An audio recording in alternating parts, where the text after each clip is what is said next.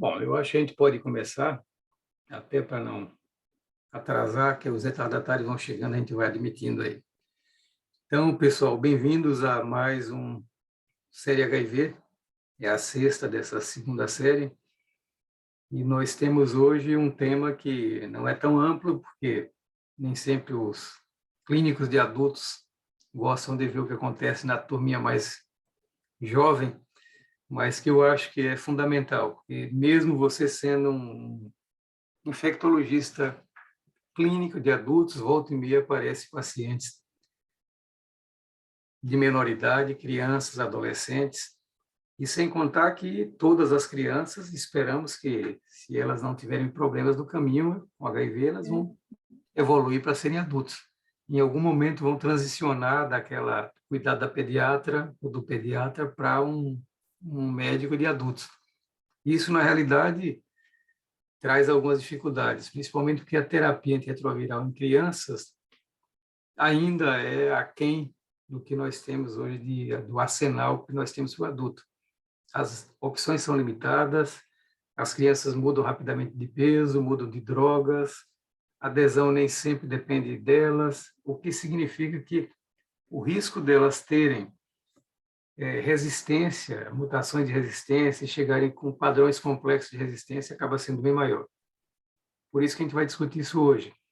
E, na realidade, nós temos hoje dois especialistas aqui, a doutora Cíntia Lorenzo, que é uma pediatra com extensa experiência em HIV/AIDS, é pediatra do principal centro de referência, aliás, o único centro de referência para criança que a gente tem aqui, tem um no Hospital das Clínicas, mas com atenção muito restrita, no CEDAP, e que vai fazer uma apresentação sobre o que nós temos na terapia atual. E, do outro lado, nós temos o meu amigo Jorge Pinto, que é uma figurinha já bastante carimbada nessas situações, eu sempre recorro para ele, porque tem uma experiência também invejável, considerável com crianças e adolescentes, é também um pesquisador nessa área, então, na realidade, essa dupla sempre faz parte das minhas organizações de eventos científicos, porque os dois combinam muito bem e têm essas características em comum. Então, só lembrando que esse programa, eu vou passar aqui para vocês um slide. Estão todo mundo vendo?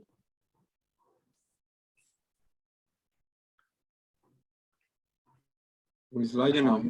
Ainda não. Vou compartilhar, agora vai.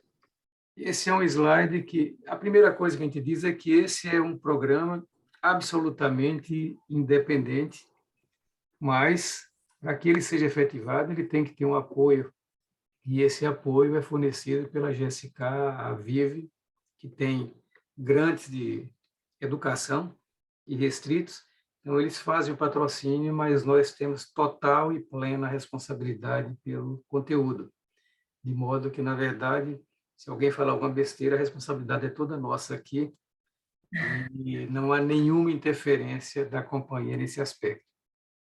Então, isto é o slide que a gente precisava mostrar por devido do ofício, mas vou parar agora e passo imediatamente a palavra para Cíntia, que vai fazer sua apresentação. Vou habilitar você aqui para fazer compartilhamento. Cíntia, pode fazer? Posso apertar share screen? Sim, já pode.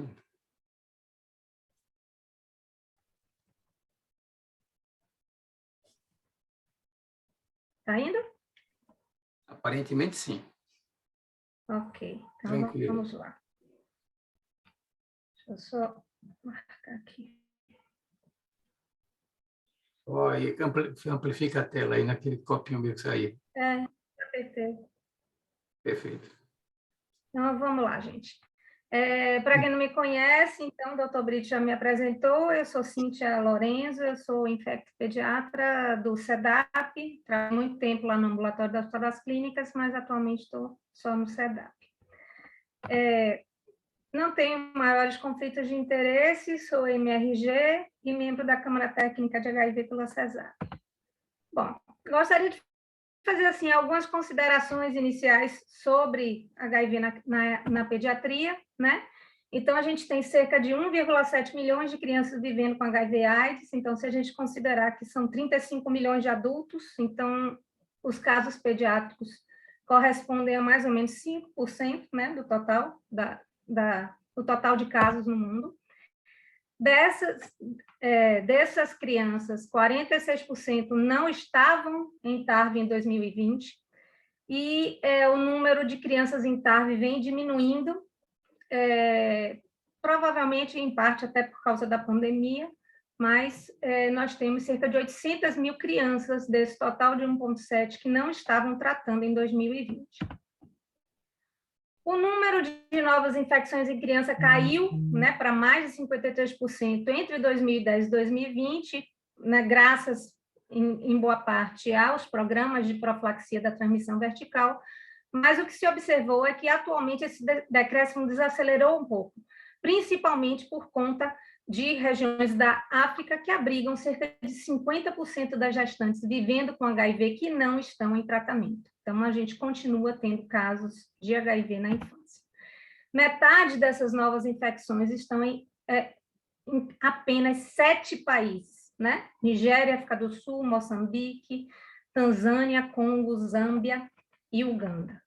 Então, a gente vê que, por conta disso, HIV na infância é considerado uma doença negligenciada. Então, você tem 5% dos casos, desses 5%, a grande maioria está localizada na África.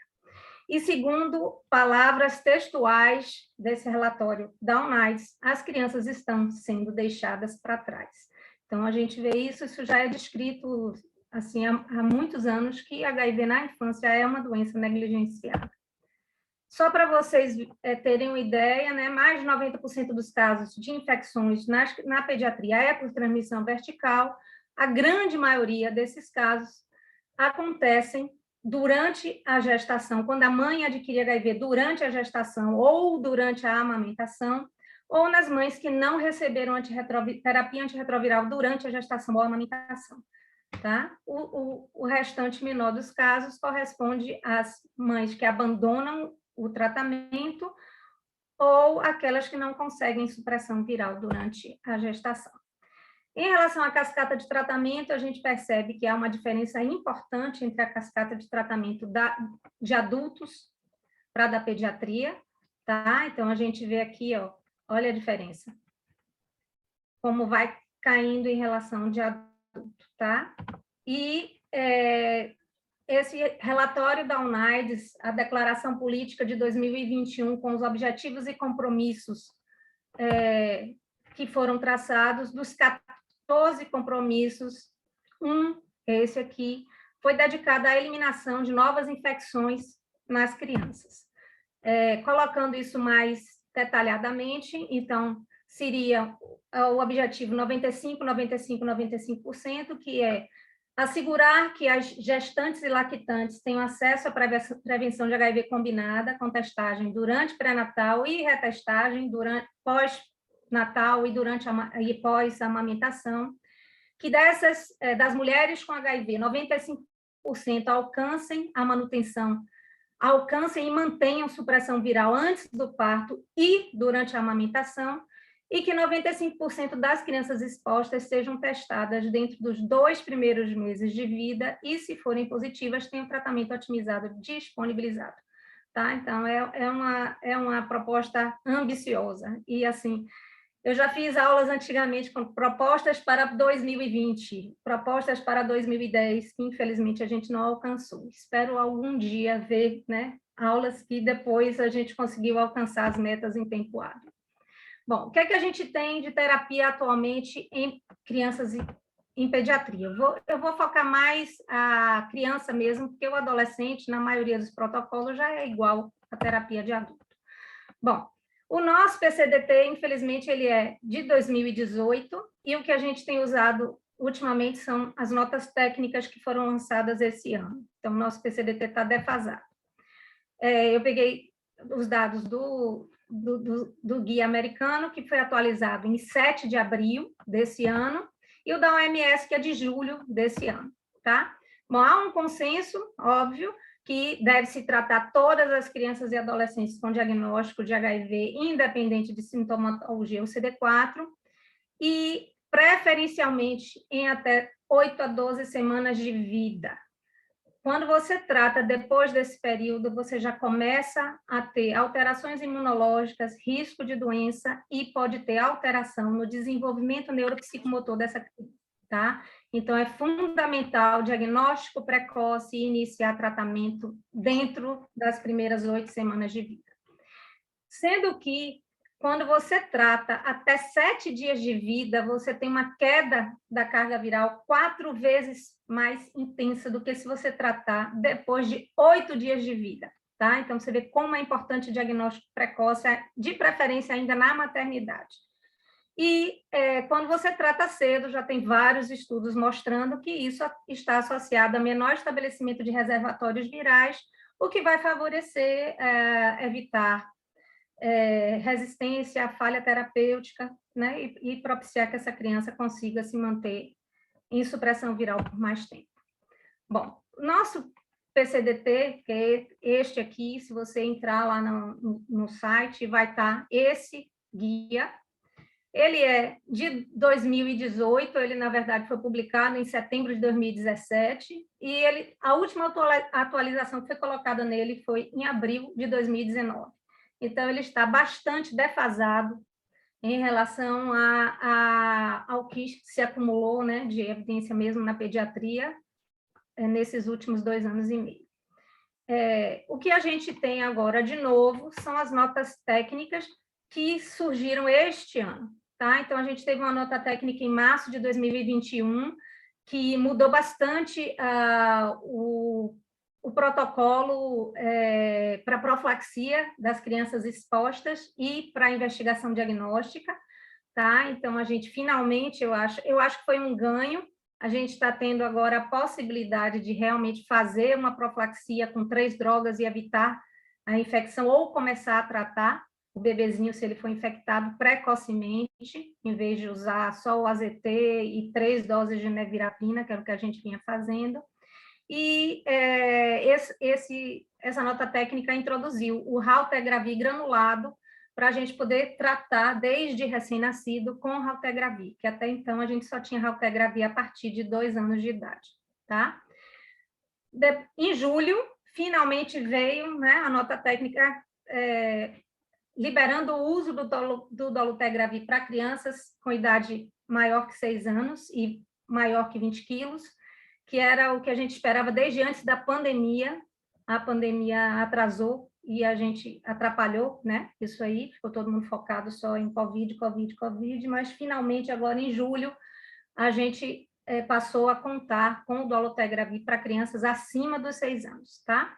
E agora em agosto saiu uma nota técnica restringindo o uso da nevirapina apenas para a profilaxia de crianças, de bebezinhos de risco prematuros entre 34 e 37 semanas de idade gestacional. Então, o que é que tem nessa nota técnica, que não é no PCDT, para terapia antirretroviral para crianças até 6 anos de idade? Então, para crianças de 14 dias a 3 meses, AZT3TC e raltegravir, alternativa AZT3TC e lopinavir. A nevirapina que está nessa nota técnica foi retirada na de agosto. 3 meses a 2 anos, a gente pode usar o abacavir e o 3TC como a dupla preferencial, dupla de análogos preferencial, com o raltegravir ou AZT3TC e o lopinavir. E de 2 a 6 anos, também o mesmo esquema, tá? Sendo que aqui, lembrando de fazer o teste de HLA B5701, e na prática o que a gente faz começa com o AZT e quando a gente tem o resultado, a gente aí faz o switch. Para as crianças acima de 6 anos, que aí a nota técnica de julho já orientou que a gente passasse a usar o dolutegravir como a droga, o terceiro antirretroviral de escolha, no lugar do raltegravir, e o atazanavir como possibilidade de IP. Sendo que aqui vale a gente frisar que, infelizmente, o atazanavir de 200 foi retirado, Eu acho que quando retiraram, não lembraram que as crianças usavam. Eu tinha muitos pacientes usando mesmo, tive que fazer trocas, mandar formular, porque eles, para usar o atazanavir de 300, tem que ter mais de 35 quilos. Acima de 12 anos, aí já, a escolha já é o tenofovir com 3-TC e o dolutegra, igual ao protocolo de adulto, tá? Então, assim, em relação ao switch para o dolutegravir, a orientação é que o paciente esteja em boa adesão e que a gente tenha uma carga viral indetectável realizada nos últimos 6 meses. Tá? Lembrando que em pediatria não está autorizado o uso do dolutegravir de 12 em 12 horas em pacientes tratando tuberculose. Bom, eu coloquei isso aqui porque eu acho que vale a pena a gente colocar, que foi a mudança na profilaxia das crianças expostas. Por que eu coloquei isso aqui? A gente não está falando de profilaxia, mas eu coloquei porque isso aqui, na verdade, já é um tratamento. Então, na hora que você usa 3 drogas, você pode estar iniciando um tratamento, tá? Então, assim, o nosso protocolo agora para crianças de alto risco, né? Então, aquelas crianças que a mãe não fez pré-natal, que foram identificadas no momento do parto, que a mãe não tinha carga viral controlada ou iniciou muito no finzinho da gestação, a gente deve introduzir 3 drogas. Se a criança for de termo, AZT, 3-TC e raltegravir. Se a criança for prematura, acima de 34 semanas, AZT, 3-TC e nevirapina, tá?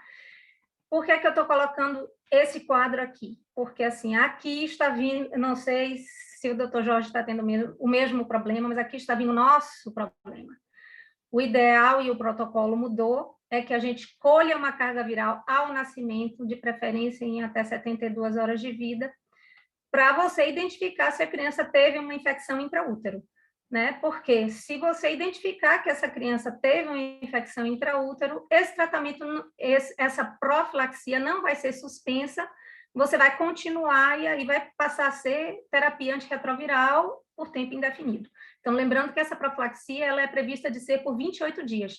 Então, se a gente não realiza essas coletas no início, essa profilaxia vai ser suspensa e uma criança infectada vai parar o tratamento, tá? Então, assim, eu tenho muita preocupação do que vai acontecer em relação a isso, porque essa orientação ocorreu em março, e eu acho que até agora, se eu tive 2 ou 3 pacientes que colheram a carga viral ao nascimento, eu tive muito. Tá? Então, assim, não sei a experiência de outros lugares, mas a implantação disso aqui na maternidade está muito complicada. Então, assim, eu acredito que esse protocolo é muito bom, mas, assim, até ele estar bem azeitadinho, a gente vai passar por alguns perrengues.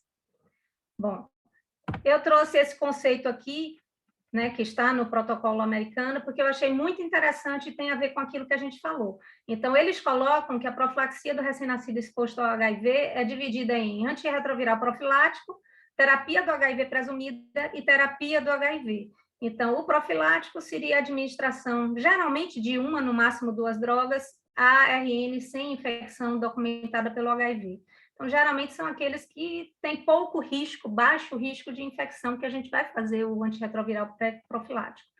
A terapia do HIV presumida é quando você vai administrar 3 drogas a um recém-nascido que tem um alto risco de infecção. E aí o seu objetivo é exatamente começar a tratar precocemente uma criança confirmada como infectada posteriormente, né?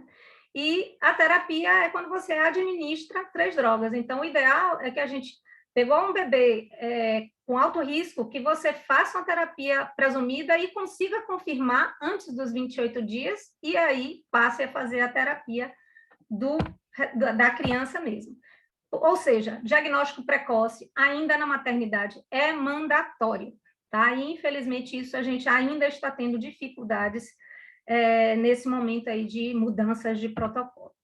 Isso aqui eu trouxe só para mostrar que é o que está no nosso protocolo, mas ele já está totalmente desatualizado. Então, nesse momento, no nosso protocolo, a gente não tem orientação para troca após falha, né? A cascata que a gente tem, que está lá no nosso protocolo, é essa daqui, que nem coloca dolutegravir em nenhum momento, tá? Então, realmente está precisando aí atualizar. Então, eu acho que o pessoal agora vai depender muito dos laudos que os MRGs estejam fazendo elaborando, e eu espero que eles estejam pedindo as genotipagens antes de trocar. Bom, vou colocar aqui o que é que o protocolo americano está colocando. Eles colocam semelhante, tá? Só que eles colocam nevirapina para o bebezinho abaixo de 14 dias, raltegravir abaixo de 14 dias, se a criança tiver mais de 2 quilos, acima de 14 dias até 4 semanas, eles preferem o lopinavir, pode ser usado o raltegravir também, mas preferem o lopinavir, e acima de 4 semanas, maior que 3 quilos, todo mundo já usa dolutegravir, já é a droga de escolha. E maior de 6 anos, maior de 25 quilos, eles já usam as formulações combinadas. Tá? Acima de 12 anos, se tiver Tanner 4 ou 5, Tanner é classificação de maturação sexual, eles já seguem o protocolo de adulto. Cíntia. Tá? Então, oi? Tem uma pergunta aqui perguntando como ficou a questão do Abacavi para criança menor de 6 anos, porque, se não me engano, o Ministério tem retirado a droga. Só para você fechar. Não retirou, não. Tem Abacavi, sim. A gente faz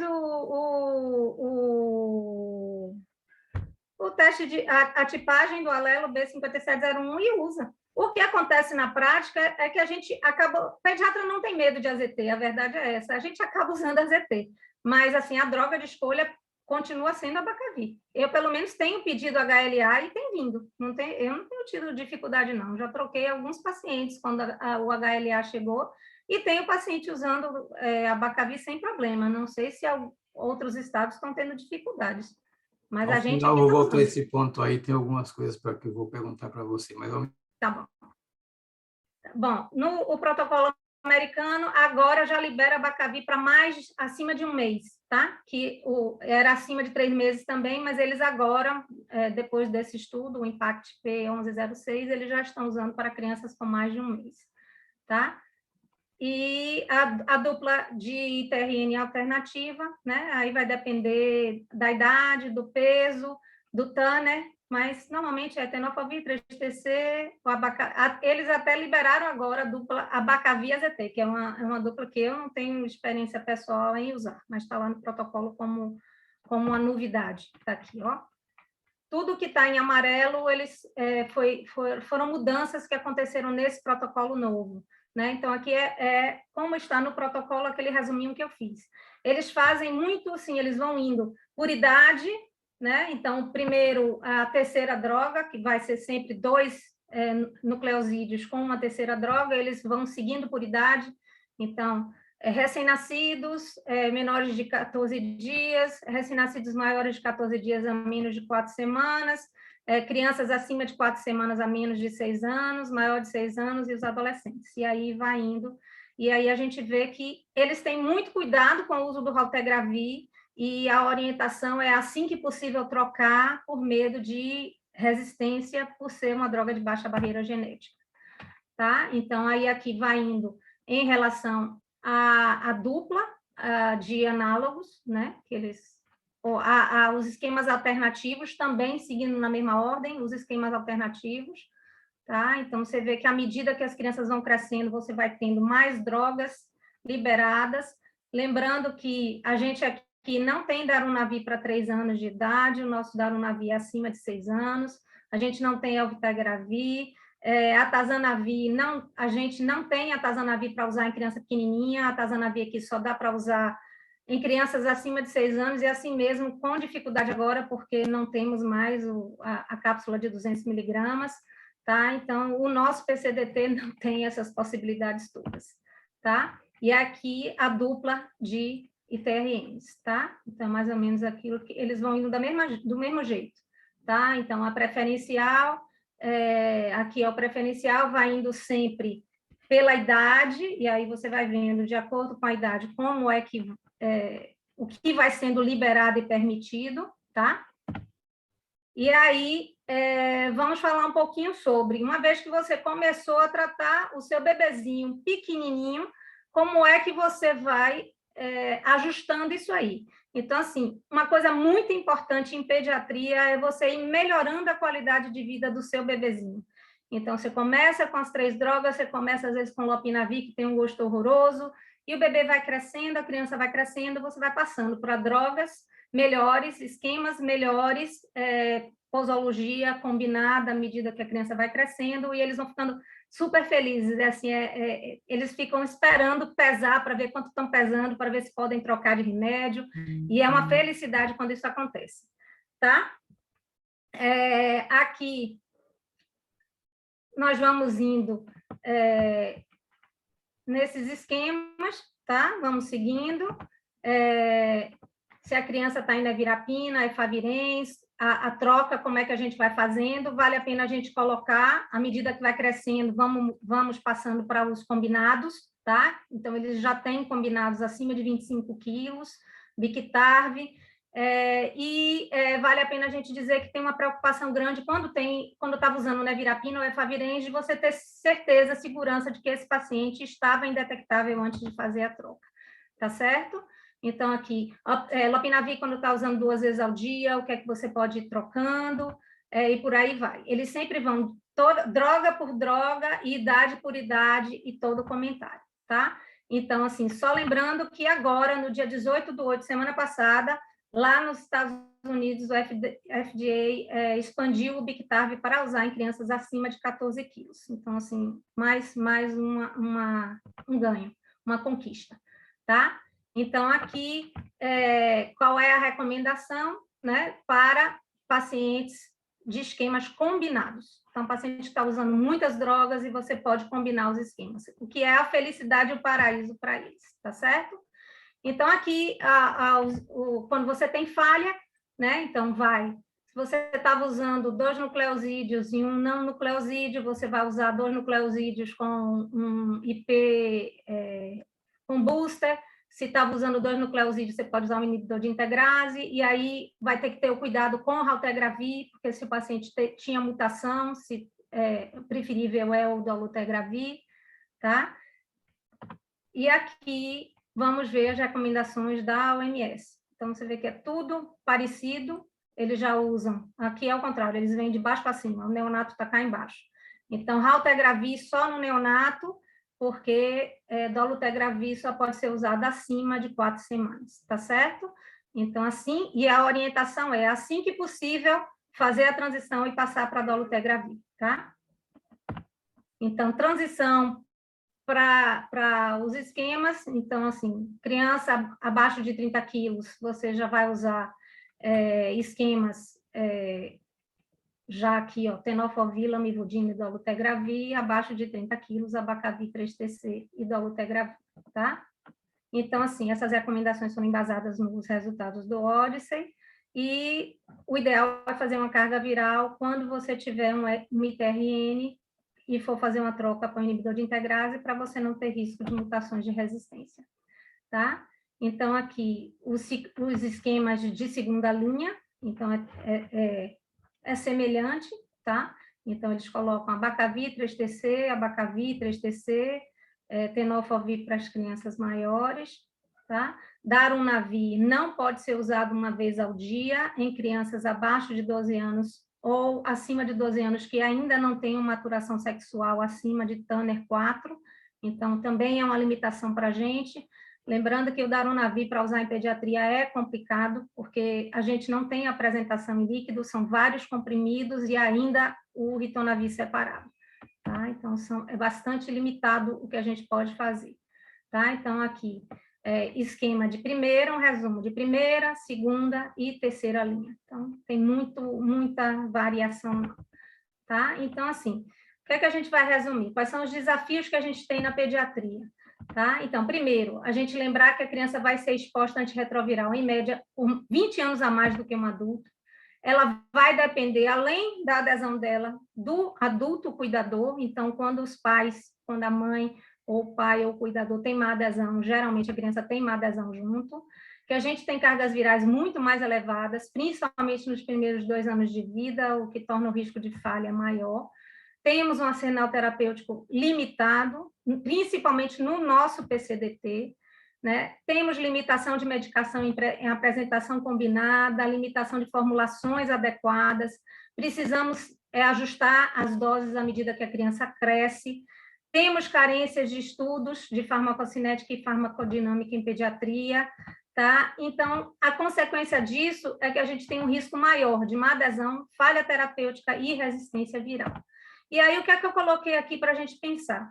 Né? Que eu acho que o nosso PCDT precisa ser atualizado rapidamente, e eu estou preocupada porque nem todo mundo olha a nota técnica, então eu tenho medo que as pessoas continuem usando os esquemas inadequados, que a gente tem uma necessidade que o dolutegravir venha logo para crianças menores, porque a gente vai ficar com a criança usando raltegravir do nascimento até ela ter 6 anos de idade, né? E o impacto que isso vai ter, não sei a opinião de Jorge, mas eu já tenho vários pacientes pequenos que já falharam com raltegravir, que já tem mutação importante para o dolutegravir, que já vai atrapalhar o uso do dolutegravir no futuro, né? Então, a gente precisa incorporar novos medicamentos na pediatria, co-formulados, com as apresentações adequadas para as crianças pequenas.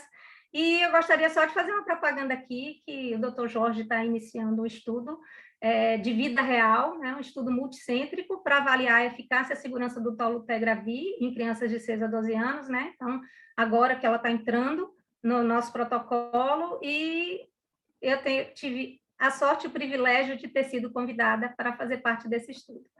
Tá? Era isso, acho que eu vou ficar para as perguntas. Obrigada. Obrigado, Cíntia. Excelente apresentação, revisão muito boa aí da situação em pediatria, que, como dissemos, traz alguns desafios muito grandes. Eu disse que ia fazer umas perguntas aí. Por exemplo, você disse lá fora, a dolutegravir está disponível desde para crianças bem mais novas, aqui só a partir de 6 anos. É só a formulação ou é uma questão do Ministério mesmo? Eu acho que é a falta da formulação. Quer dizer, na verdade, assim, levou um tempão para o dolutegravir. Eu paro esse share screen? Pode parar. Como é que eu faço aqui agora? Clique lá embaixo, bom. E aí você sai, cancele o slide que ele sai. Aí. Tá bom. Na verdade, assim, a gente levou um ano e tanto esperando, desde o final de 2019, que a Anvisa colocasse na bula que o dolutegravir podia ser usado acima de 6 anos, que era o mesmo comprimido que já era liberado, o mesmo de adulto, de 50 miligramas, que já era liberado na Europa, nos Estados Unidos, a OMS já recomendava, e a gente ficou aqui esperando que a Anvisa colocasse na bula para poder usar nas crianças, que é esse passo que a gente está aqui agora. A gente ainda não tem a apresentação em grânulos para poder usar, nem comprimidos em dosagem menor. Então, assim, precisa chegar o medicamento para a gente poder usar. Posso só acrescentar? Pode, na verdade, você está aí nesses meandros mais do que eu. Cíntia, primeiramente, eu compartilho da sua indignação, sabe? Assim, só para dizer que a gente permanece tendo um retardo muito grande na aprovação e acesso de medicações de novas formulações pediátricas, né? Mas, diante de todo esse período de muita dificuldade que a gente passou, na verdade, agora o dolutegravir de comprimido dispersível de 10 miligramas foi aprovado na Anvisa e vai ser incorporado no PCDT. Eu vi no curso da genotipagem a Ana Collin, eu não lembro quem foi, falando que ia entrar. Estamos esperando. Outra nota técnica. Agora, o que tem me incomodado muito é que está tudo vindo assim, nota técnica, fica tudo assim, ó, espraiado, sabe? E um PCDT de 2018, né? É realmente um escândalo, né? A gente ficar tanto tempo atrasado, né? Mas finalmente tem uma notícia boa, né? Essa é boa. Essa é boa, viu, Brits? Então tem formulação nova. Perfeito. Era isso exatamente que eu queria que vocês colocassem. A outra questão, eu acho que a gente discute muito, por exemplo, o papel do abacavir hoje. Para adulto é uma porcaria, a gente não usa quase, eu particularmente não uso abacavir, a não ser que seja absolutamente necessário. Primeiro, ele não é tão bem tolerado do ponto de vista gastrointestinal. Segundo, você tem quando você combina Abacavi com 3-TC, você acaba tendo impacto, por exemplo, da 184V nas duas drogas, na verdade. Então, reduz a barreira genética do esquema. E Abacavi, tradicionalmente, é conhecido pela baixa potência virológica dele. Então, tá bom, eu sei que vocês não têm muitas opções, mas em algumas das colocações que você mostrou aí, o Abacavi está na frente do AZT. Eu acho que, não sei, para mim Eu não faz muito sentido. posso te dar minha opinião sincera? Eu gosto muito mais de AZT do que de Abacavi, não tenho a menor dúvida. E eu uso muito mais AZT do que Abacavi. Agora, isso é o que está colocado no protocolo, entendeu? Minha opinião pessoal, não tenho medo de usar AZT, eu uso AZT tranquilamente, acho que todo pediatra está acostumado a usar AZT e sem grandes pruridos, e a gente reserva para trocar se tem realmente um efeito colateral maior. Então, assim, eu acho importante pedir o HLA, porque você pode ter uma anemia, é importante ter que trocar, mas, assim, o que eu vejo é que a gente começa com AZT e aí, às vezes, antes mesmo de você poder estar usando Abacavi, às vezes a criança já falhou e ela já não vai poder usar Abacavi de qualquer forma, porque na hora que ela faz a 184V, acabou, você já não usa o Abacavi mesmo. Então, Então, é por isso que eu assim, estava indo. é Você citou minha... muito barreira genética aí, na realidade. Então, a preocupação com Raltegravir. Mas, no outro lado, você não está tendo a preocupação com o esquema com TQC e Abacavi. Eu tenho. Não, Essa por não exemplo, o é assim... protocolo. O protocolo. Eu concordo com você. É uma preocupação. Eu tenho essa preocupação, mas é o que os protocolos colocam. Inclusive, tem um slide que acho que eu passei rápido, que quando eles botam a dupla de análogos Abacavi e 3TC, eles não colocam Raltegravir, eles colocam Lopina, porque tem medo exatamente de você botar uma dupla de análogos com a baixa barreira genética junto com o Raltegravir, que também tem baixa barreira genética, e é o nosso esquema de escolha. Então, assim, eu me sinto muito mais confortável com a ZT e 3TC. E eu não sei, eu vou colocar isso para o Jorge, a opinião dele, porque eu tenho uma preocupação muito grande também com a ZT 3TC e Raltegra, o Abacavi 3TC e Raltegra, num paciente que você não sabe como vai ser a adesão dele. Então, assim, eu tenho muito medo desse paciente ter má adesão, e já aconteceu isso comigo, e a gente usando agora em recém-nascido, que é difícil de tomar, e usando em recém-nascido que não vai ter diagnóstico em tempo hábil, porque eu não sei o que está acontecendo aí, mas aqui está uma lástima essa investigação do recém-nascido. É. E eu tenho um medo enorme da gente estar perdendo o Raltegravir e impactando o Dolutegra quando ele chegar. Cíntia, eu concordo, acho que nós estamos absolutamente alinhados, acho que a experiência que a gente acumula ao longo desse tempo todo é que o AZT é mais fácil de você manusear.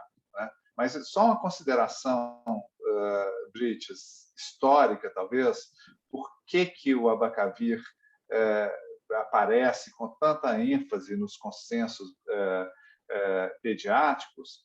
Primeiro, porque ele foi promovido pelos europeus, pelo PENTA, e por duas razões.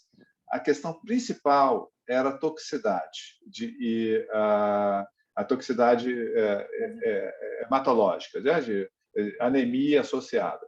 Então, o PENTA, logo no começo, no início da década de 90, eles fizeram um estudo head-to-head com a Abacavir 3TC e a ZT 3TC. E perceberam que tinha, em classe pediátrica, ele tinha uma potência semelhante, se não um pouco melhor, e com ausência de anemia. Mas na época que a gente usava 360 miligramas por metro quadrado de AZT. Então, depois a gente rebaixou a dose de AZT, mas ainda assim ficou esse conceito. E esse conceito ele foi estendido para a África, num lugar onde você tem uma incidência grande de anemia também. Então, ele permaneceu, ele foi incorporado nos consensos da OMS dessa forma. Sem falar nos norte-americanos, que também têm sempre essa preocupação de toxicidade e tem HLA facilmente disponível. Então, na reunião da semana passada, até semana passada, teve uma sequência de reuniões da OMS em que junta o grupo pediátrico e o grupo de adulto para fazer as recomendações. E o único lugar que o abacavir aparecia era na população pediátrica. E quando se fala numa questão de integração, que agora é a grande... tem sido o que todos nós perseguimos, que você consiga utilizar um regime que seja homogêneo ao longo da faixa etária, desde o nascimento até os 100 anos, digamos, né? O abacavir destoa, porque nós não temos, por exemplo, o tenofovir, não é? Mas o tenofovir não é disponível em pediatria. Mas a gente poderia facilmente substituir o tenofovir pelo TAF, não é? E aí você elimina o abacavir. E essa que eu acho que vai ser a tendência. E provavelmente... Aqui, Jorge, Ricardo está perguntando em que idade vocês começam a utilizar tenofovir. Se é só acima de 30 quilos. Não. É só acima de 30... eu vou deixar para a Cíntia, por favor. Na verdade, assim, é 35, né? Mas, assim, ele pode ser usado acima de 2 anos. Eu, às vezes, eu tenho paciente usando por falta de opção, macero o comprimido, ajusta a dose e dá. Pois é. O que eu acho o que eu queria trazer só como um heads up, que eu acho que é possível que a OMS alinhe, eventualmente, substituindo o tenofovir pelo TAF. Isso. Tá? Para poder alinhar o espectro de recomendação, porque o análogo, né, do TAF é o análogo à tenofovir alafenamida, né, que ele tem formulação e segurança para a criança pequena. Okay. E com isso a gente elimina o abacavir. Então essa vai te deixar satisfeito, Luiz. Mais alguém da assistência quer fazer alguma pergunta ou comentário?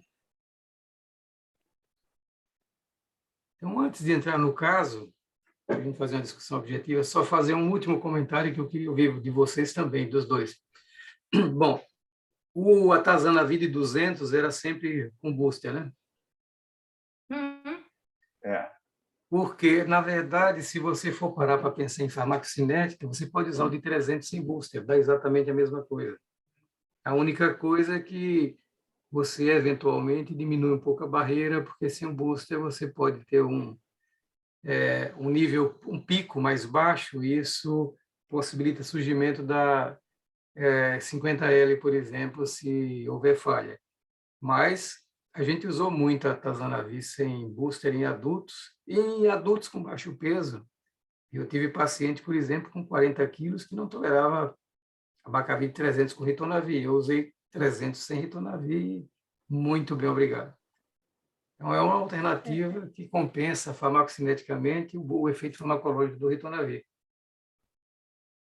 Eu não tenho experiência em fazer atazana sem booster e eu ainda tenho uma preocupação que as crianças vão ganhando peso, né? Então, aí, de repente, você acaba ficando com menos droga, não sei. E isso é para uma faixa inteira. Você vai para a criança, sei lá, de 6 anos até a criança ter 35 quilos usando a mesma coisa. Para mim, não é igual. Pois bem, vamos ao caso, então. Okay. Ô, Jorge. Antes de mais nada, muito obrigado novamente, Bridges. Boa noite a todos. E é um prazer estar aqui novamente e principalmente estar com Cíntia, que facilita enormemente a minha tarefa hoje.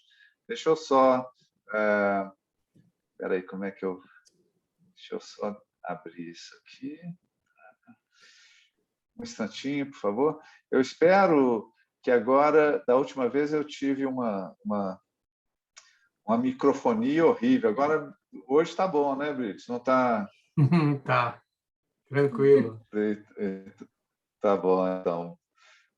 Deixa eu Alguém perguntou aqui sobre terapia dupla, se é possível, né? Enquanto você está colocando aí, que vocês acham? O Daniel perguntou aqui, terapia dupla em pediatria é um futuro possível?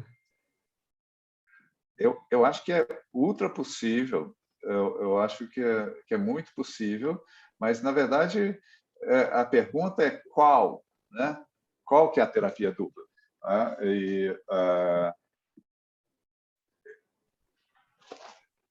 Acho que, provavelmente, eu penso que ela deva ser com esses novos medicamentos, com potência, esses medicamentos que tenham mais do que terapia dupla, terapia sair da tomada diária. Se eu tiver que apostar em alguma coisa, Daniel, eu pensaria que a gente deveria estar investigando esses novos medicamentos com meia-vida longa, sejam eles injetáveis ou islatravir, por exemplo, que é oral, né? que eu acho que é o futuro que a gente tem para tratar pacientes e garantir adesão. Mas nós podemos deixar essa parte para discussão, Brito. Eu não sei se você quer Perfeito. que a gente... Amplie a sua tela aí, acho que fica melhor você fazer tela cheia. Tá bom. Deixa eu colocar ela aqui. Mais uma vez, aproveitando aqui o fundo de tela, que eu achei sensacional, não sei de onde é que veio esse, mas eu peguei de vocês, emprestado. Eu vou fazer aqui, como eu já disse, uma apresentação muito breve, e a Cíntia já me ajudou bastante. Então, como o que eu quero apresentar é um caso, essa é a minha declaração de conflitos, né? Eu sou consultor do Programa Nacional, da Anvisa, da Organização Mundial de Saúde e do International AIDS Society, e participo dos boards dessa Vive, Janssen, AbbVie. O caso que eu quero apresentar, e mais uma vez vai ser bastante breve, mas se eu tivesse combinado com a Cíntia, não seria melhor, mas eu quero apresentar para vocês um garoto de sexo masculino, nascido em fevereiro de 2013, e, portanto, com 8 anos agora, 8 anos e 8 meses, natural e procedente de Belo Horizonte. Eu o vi a primeira vez internado no hospital, fui chamado para consultá-lo, para uma interconsulta, aos 14 meses de idade. Ele tinha uma internação, estava vindo de uma internação prolongada, com 34 dias, 35 dias de internação, uma pneumonia necrotizante de lobo superior, com possivelmente estafilococo, e tinha adenomegalias difusas. E os médicos do hospital, que era um hospital geral, tinham revirado essa criança, mas não pensaram em HIV. Então, a primeira coisa que eu quero comentar aqui é que, a despeito de quase mais de 3 décadas da pandemia, nós ainda continuamos tendo casos com diagnóstico tardio, né? Paciente com 15 meses, 14 meses de idade, com quadro, abrindo um caso, né? E com esse quadro de pneumonia, um paciente previamente sem nenhum recordatório significativo. O diagnóstico, a partir da criança, foi feito o diagnóstico dos pais, em retrospecto. A mãe, na época, estava grávida do segundo filho, com 13 semanas, e esse menino iniciou a terapia antirretroviral em abril de 2014, composta pelo esquema usual, AZT-3TC e nevirapina. Essa é a sequência evolutiva laboratorial deles. Então, vocês vejam que ele estava com CD4 de 15%, 190 mil cópias no início da terapia. Foi iniciada a AZT-3TC, nevirapina. Ele rapidamente negativou, quer dizer, em cerca de nem tão rapidamente assim, mas em 3 meses, a gente fez uma mas uma segunda carga viral com 2 meses depois, ele já tinha caído 2 logs e negativou em 3 meses. Né? O CD4 subiu de maneira continuada e alcançou valores normais de imunorreconstituição, e ele permaneceu indetectável por alguns anos. Por 2 anos, por 2 anos e meio, mais ou menos, ele permaneceu indetectável, e a partir daí ele passa a ter alguns pequenos blips de carga viral. O que eu queria chamar a atenção de vocês, o que não é trivial, principalmente para o não pediatra, né, é o volume de medicação que essa criança tem que tomar 2 vezes ao dia. Isso aqui é o volume em ml desse regime antirretroviral. Ele começa tomando 28 ml. Né? Então, isso aqui é BID. Então, 2 vezes por dia. Então, 2 tomadas de quase 30 ml. Então, não é de se estranhar que esse menino, ao longo do tempo, ele comece a ficar completamente saturado e enjoado de tomar tanta medicação e com volumes, tanto volume como sabor complicado. Né?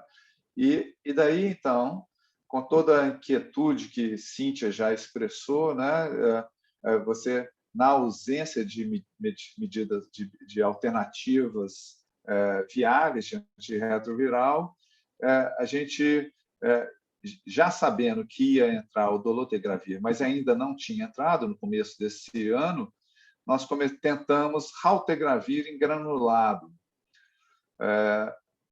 É impossível. O paciente... aí piorou mais ainda a adesão dele.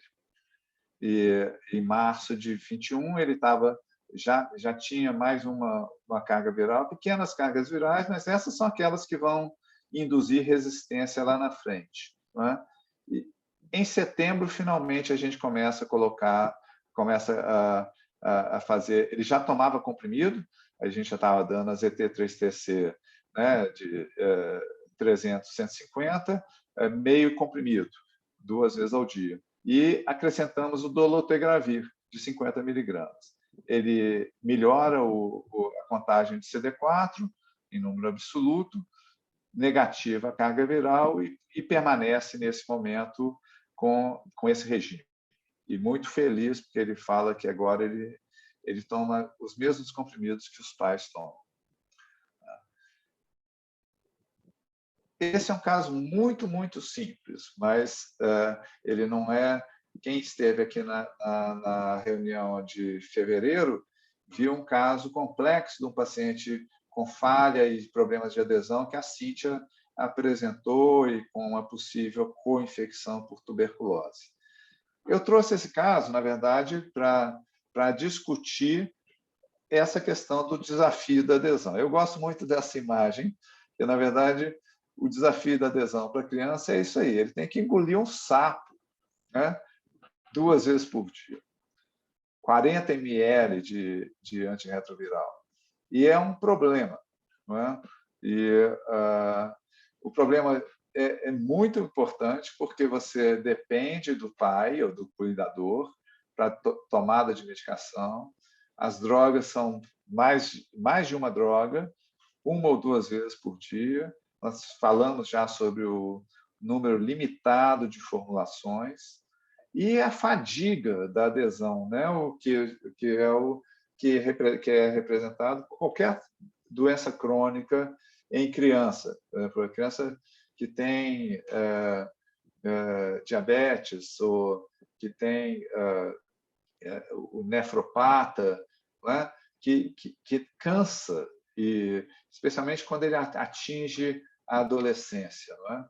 E a adolescência é, por si só, já mais um desafio, né? Que aí é que ele não quer tomar mesmo remédio.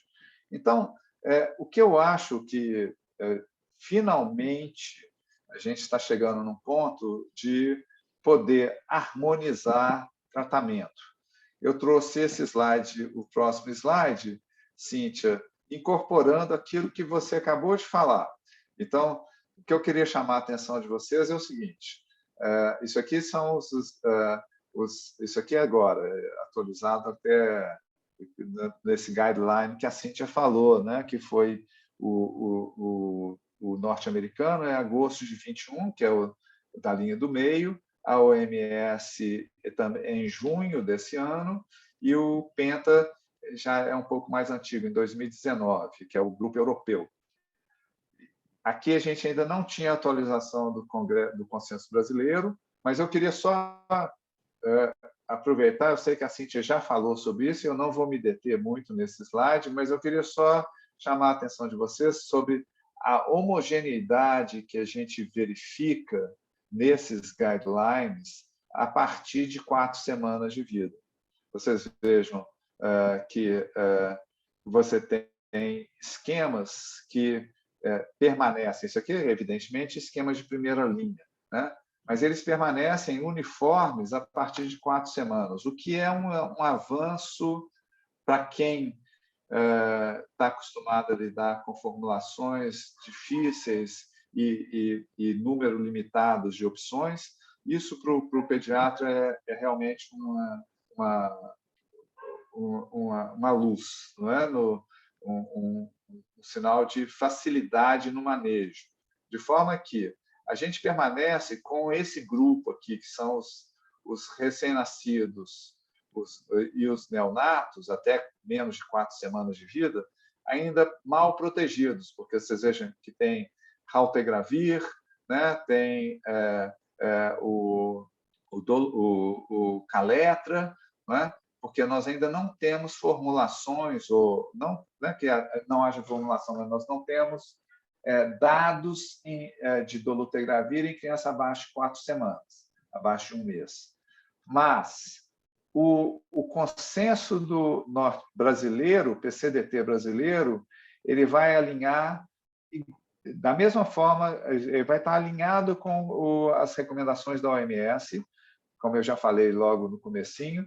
Esse PCDT foi revisado, está sendo revisado essa semana, então, é extraoficial o que eu estou dizendo, mas como já houve o registro do dolutegravir em comprimido dispersível de 10 miligramas e comprimido orodispersível, ele dissolve em líquido, e com isso você consegue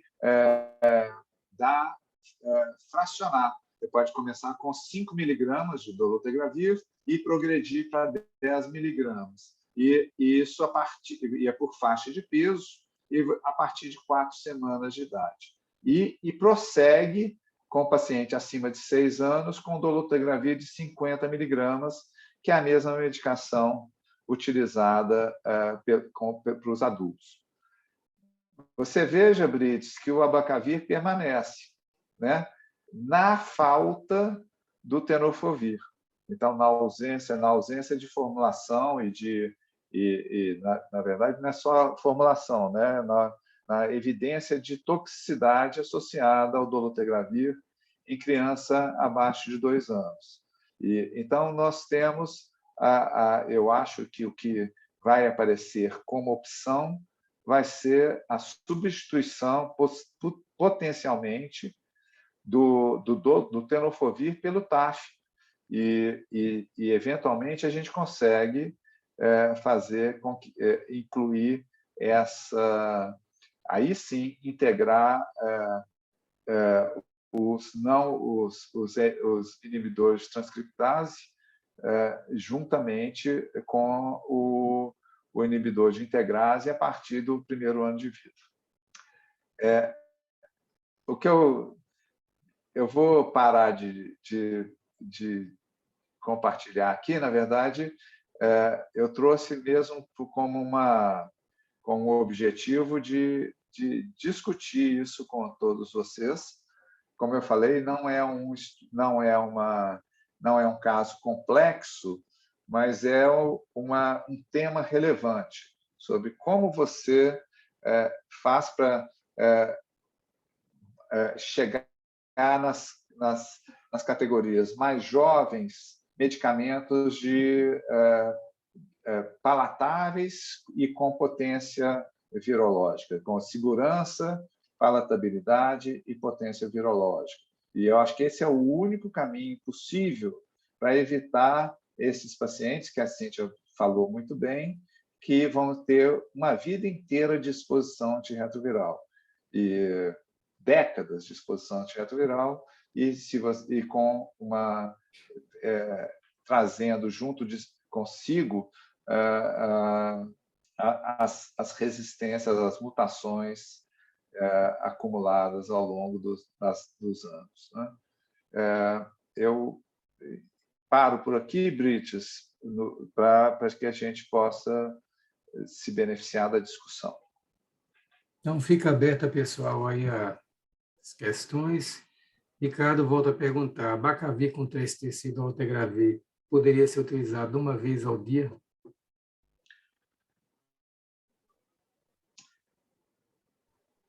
O Abacavir com 3-TC, ele foi utilizado pelo PENTA, pelo Grupo Europeu, uma vez ao dia.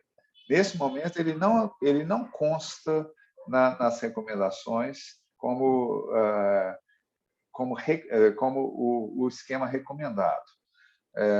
Ricardo, isso dito, tudo depende da adaptação e da condição do seu paciente. Se você estiver com um paciente estável, mas em que você tenha, por exemplo, uma dificuldade de assegurar que ele tome a medicação supervisionada 2 vezes ao dia. Os pais trabalham, por exemplo, e você está com ele, não no esquema inicial, mas no esquema de simplificação de tratamento, a gente já usou isso mais de uma vez. O que você acha, Cíntia? Eu penso a mesma coisa. Eu já tive paciente que eu botei, porque é melhor isso do que o paciente falhar, né? Então, você acaba... Uma coisa que eu queria comentar para vocês, esses blips aí, por exemplo. Obviamente, paciente com uma adesão vai fazer essa possibilidade, só que ele estava usando o esquema base de nevirapina, não é isso? Exatamente. Então, nevirapina, a gente aprendeu até pelo aquele estudo lá na África que dose única levava 40% de resistência 6 meses depois, quando se avaliava, 40% das mulheres tinham resistência com uma única dose.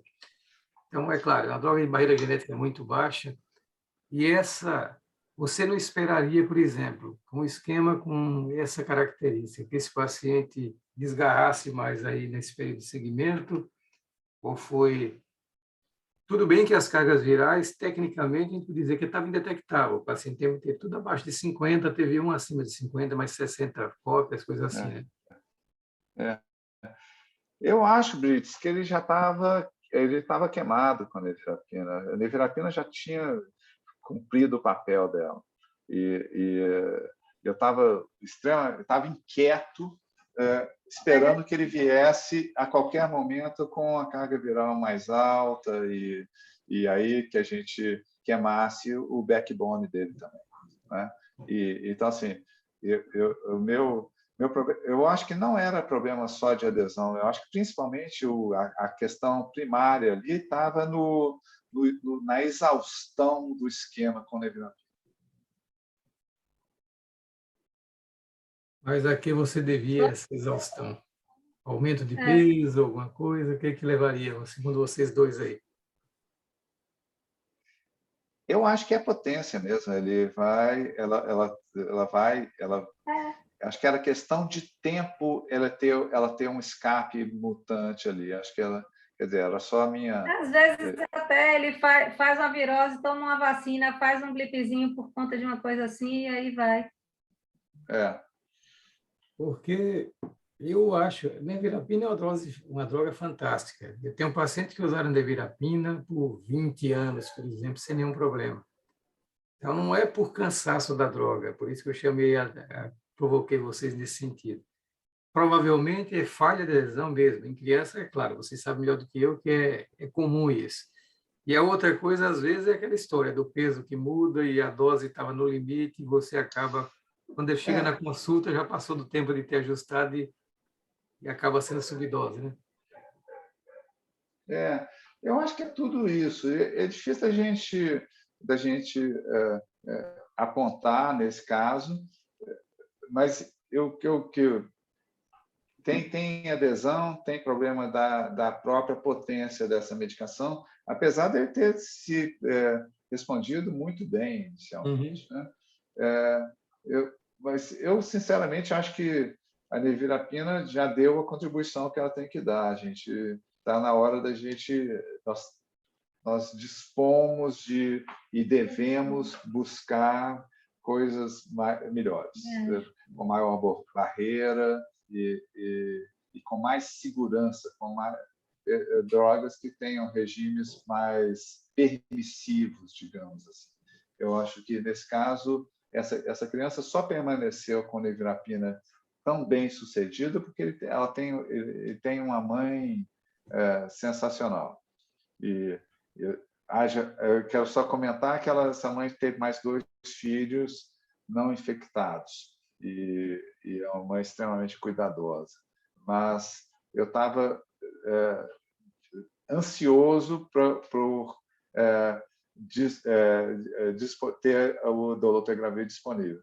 A Cíntia mencionou que nós estamos...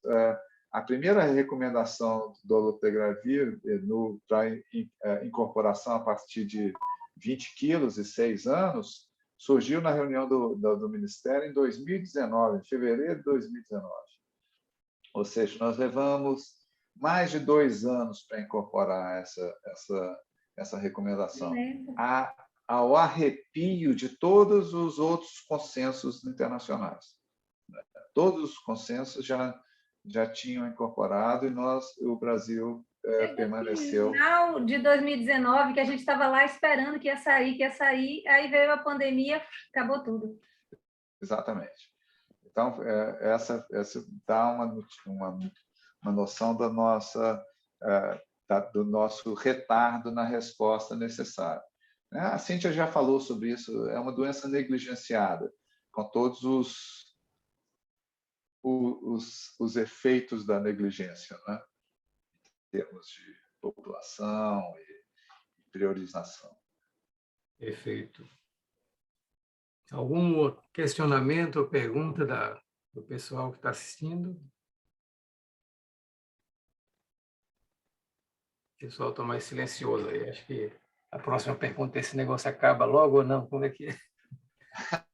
Pessoal, por mim, a gente continua aqui um bom tempo, viu? A provocação surtiu efeito. Aqui tem uma pergunta novamente. Deixa eu ver aqui.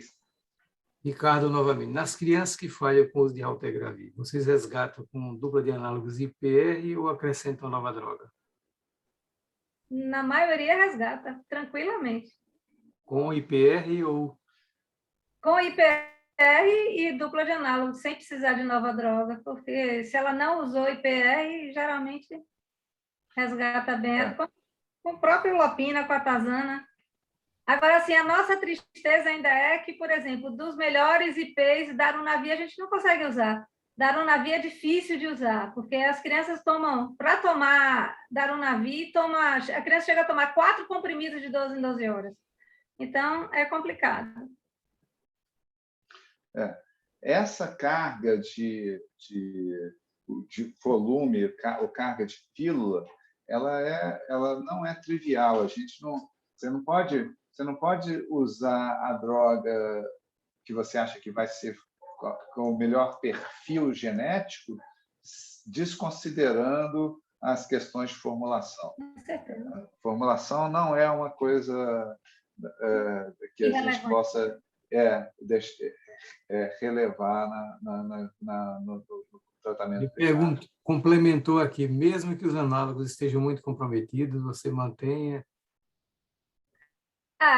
Assim, isso não foi colocado, na verdade, é porque na maioria das vezes, a não ser que você leve muito tempo com o raltegravir, sem fazer uma genotipagem e trocar, deixar essa criança usando halter por muito tempo, na maioria das vezes o que a gente tem é um 84V, não tem muita coisa assim, não. Na maioria das vezes é resgatar. O que eu acho, Ricardo, é que, na medida em que a gente reservar o raltegravir para o neonato, só para aquelas condições em que o dolutegravir não esteja disponível, nós vamos deixar de ver esse problema. Com certeza. Porque o dolutegravir tem a potência dele significativamente melhor e maior do que do raltegravir. Inclusive, a OMS considera que você possa fazer o switch sem carga viral. Né? Então, eu vi isso no protocolo. Ele só tem preocupação se estava usando efavirenz ou nevirapina. Que aí mas você pode fazer o switch e acrescentar o switch, que eles chamam de switch estável, que é isso que a gente está propondo estudar no estudo que a Cíntia mencionou, que, aliás, a honra é minha tê-la como colaboradora. Tá? É exatamente isso que a gente quer fazer. É um estudo de mundo real, é um paciente pediátrico que está estável, com carga viral indetectável nos últimos 6 meses, e mantém o backbone de análogo e troca, seja nevirapina ou caletra, por dolutegravir ou efavirenz. Nós estamos bastante animados. Só um último comentário, uma coisa que a gente ainda não comentou, Brits, mas que eu acho que é relevante, eu acho que principalmente nesse contexto de adolescente, é o ganho de peso, né? E associados a alguns regimes antirretrovirais e um ganho de peso excessivo, né? Principalmente tem alguns sinais indicando isso em relação ao dolutegravir. E eu acho que isso é uma nota de cautela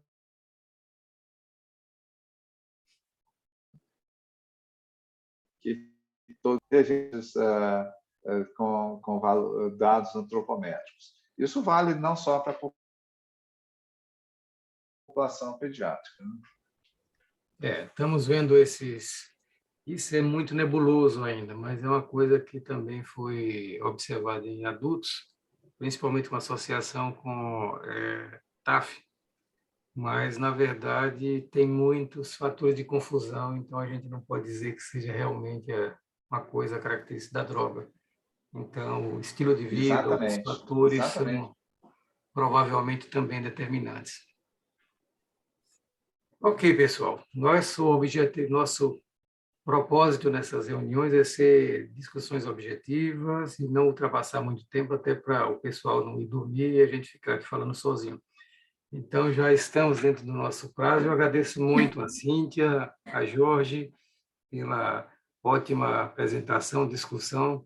Como o Jorge disse, é um caso simples, mas esses casos simples, muitas vezes, são os que a gente encontra no dia a dia e que merecem você comentar, aqueles aspectos que podem resultar um desfecho menos favorável num determinado paciente. Então, é importante discutir os casos simples, sim, porque às vezes a complexidade está escondida um pouquinho deles ali, e a gente, nessa conversa, a gente mostra como um caso que aparentemente é muito simples pode envolver algo que é relevante para a prática diária e que pode ajudar a gente a otimizar a nossa abordagem terapêutica, né? Então, eu agradeço a todos, inclusive os outros participantes aqui da assistência. Lembrando que vamos voltar daqui a 15 dias, no dia 9 de novembro, com um tema que eu acho também que é de extrema relevância, que é interação medicamentosa na terapia retroviral atual. Então, principalmente quem trata adulto, mas também em crianças, muitas vezes se trata outras condições, polifarmácia é comum, e mesmo quando não tem polifarmácia, tem coisas no dia a dia que podem interferir nos resultados terapêuticos que nós buscamos nos nossos pacientes. E um conhecimento acerca desses detalhes pode ajudar a gente a transformar nossa prática numa coisa mais segura para o paciente e mais efetiva. Então, aguardamos vocês lá. Obrigado a todos, Jorge e Cíntia. Abração. E até a Prazer. Boa próxima. noite. Até logo. Próxima, tchau.